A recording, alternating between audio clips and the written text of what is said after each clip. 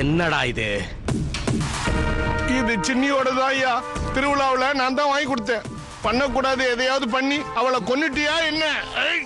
கையடியா, அந்த மாதிரி கேவலமான புத்தியில எனக்கு கிடையாது. இந்த மாலை சின்னியோடதுதான். அந்த சதாசிவத்துக்கு தங்கறதுக்கு இடம் கொடுத்தேன். ஆனா எனக்கே துரோகம் பண்ணிட்டான். என்கிட்டயே பொய் சொல்லி பாக்குறியாடா நாய? எப்படி இருக்கீங்க பார்வதி அம்மா? இப்ப எப்படி இருக்கு? யாரு கௌரியா? நல்லா இருக்கேம்மா. எனக்கு பார்வை வந்துரும்னு தோணுது. சின்னி இங்க சத்திரத்துல இருக்காளா? ஆமாமா, பாலையா சின்னிய தேடிட்டு வந்து அப்பா கிட்ட ஏதோ பேசி சண்டை போட்டாருமா. கௌரி வந்தது நல்லதா போச்சு.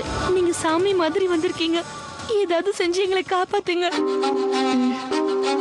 அம்மா, சின்னியையும் கௌரியையும் நாம துர்காபுரத்துக்கு கூட்டிட்டு போயிடலாம். இங்கேயே இருந்தா இவங்க நிலைமை அவ்வளவுதான். உங்க அப்பா இதுக்கு ஒத்துக்கணும்ல தேவி?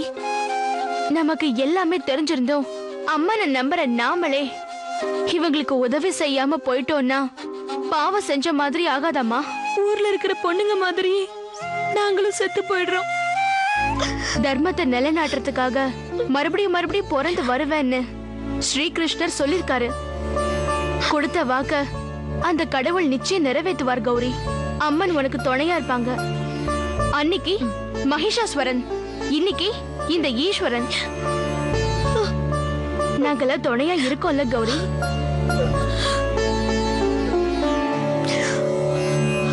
சாமுண்டிபுரத்துக்கு பக்கத்துல ஹேமாவதிபுரம்னு ஒரு ஊர் இருக்குல்ல, அங்க ஒரு வேலை கொடுக்கறேன், போறியா? சண்டிபுரத்துக்கு பக்கத்துல இருக்க அந்த ஊர் தானே?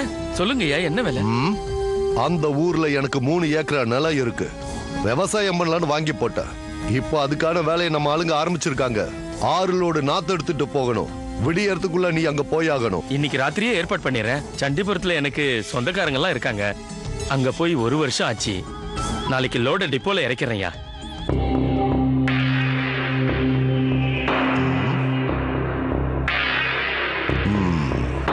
என்ன கூப்பிட்டீங்களாப்பா? வர வர எல்லா விஷயத்தையும் என்னால கவனிச்சுக்க முடியல சுரேந்திரா. நீ பொறுப்பா இருந்து பாத்துப்பன்னு பார்த்தா நீ டிப்போ பக்கமும் போறதில்ல, தோட்டத்து பக்கமும் வர்றதில்ல. இதெல்லாம் யாருது? எல்லாம் உன்னோடது தானே? எனக்கு இதெல்லாம் புரிஞ்சுக்கணுங்கிற அவசியமே இல்ல. உங்களை புரிஞ்சுக்கிட்டாலே இந்த உலகத்தை புரிஞ்சுக்கிட்ட மாதிரி. இன்னைக்கு இருக்கிற மாதிரி நாளைக்கு இருக்க மாட்டீங்க. இதுதான் என்னோட கவலையே. நான் உன் விஷயத்துல எதுலயாவது குறுக்க வரேனா? கொஞ்ச நாளைக்கு முன்னாடி தேவி தேவின்னு சொல்லி மனசை கெடுத்து அலைஞ்சிட்டு இருந்தது நீ. இப்ப சொல்லு, எந்த விதத்துல நான் உன்னை டென்ஷன் பண்ண? சதானந்தம் ஏமாத்திட்டான்னு ஏன் கம்ப்ளைண்ட் கொடுத்தீங்க? சதானந்தம் அந்த மாதிரி ஆள் இல்லப்பா. நான் உன்னை ஏமாத்துறேன்னு நீ நினைச்சுக்கிட்டு இருக்க, அப்படித்தானே? பரவாயில்ல, விடு. யாரும் யாருக்கும் மனசார துரோகம் பண்ணணும்னு நினைக்க மாட்டாங்க. சுயநலம் மனசு பூரா நிறைஞ்சதுக்கு அப்புறம் எண்ணங்கள் மாறிக்கிட்டே இருக்குமா. அப்ப கெடுதல் செய்யறது அதிகமாயிடுமா. அப்ப நான் துரோகம் பண்ணிக்கிட்டு இருக்கேன்னு சொல்றியா? நான் தண்டனை அனுபவிக்கணும்னு நீ விருப்பப்படுறியா? சந்தோஷட்டா. இப்ப நான் என்ன செய்யணும்னு நீ சொல்லு. ஏன்பா இப்படி எல்லாம் பேசுறீங்க?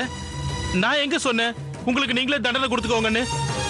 ஊர்ல இருக்கிறவங்க எல்லாம் நீங்க தான் சதானந்தத்தை ஏதோ பண்ணிட்டீங்கன்னு பேசிக்கிட்டு இருக்காங்க. நீங்க என்னடா அம்மா மேல சத்தியம் பண்ணி சொல்றீங்க சதானந்தத்துக்கு எதுவும் ஆகலன்னு. சொல்ற, உனக்கு என் மேல, உன் அம்மா மேல நான் செஞ்சு கொடுத்த சத்தியத்து மேல நம்பிக்கையா, இல்லனா ஊர்க்காரங்க மேல நம்பிக்கையா?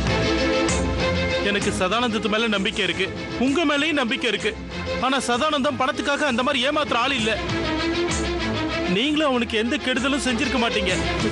எங்க இருக்கானோ, என்ன பண்ணிட்டு இருக்கானோ?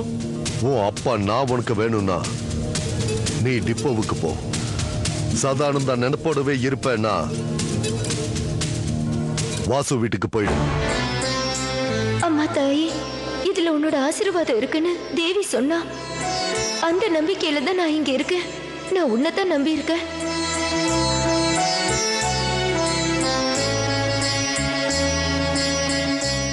ஆனா அப்பா என்னடானா அந்த ஈஸ்வரனை தான் நம்புறாரு.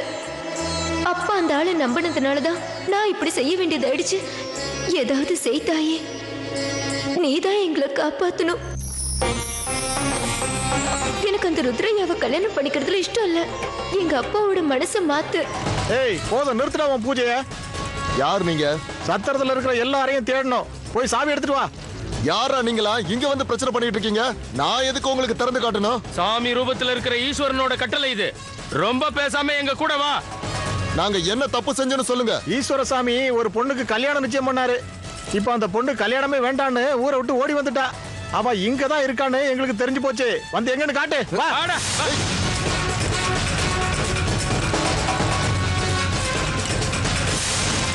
யாரு யாரு யாருன்னு சொல்லுங்க. நான் தாமா சத்திரத்துக்காரன்.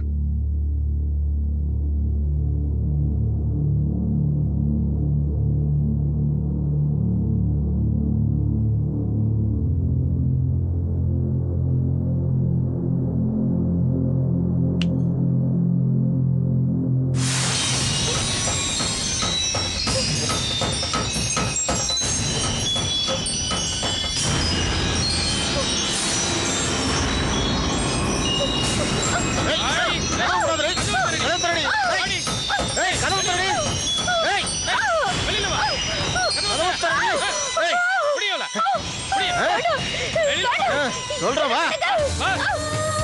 எனக்கு வேணுங்க.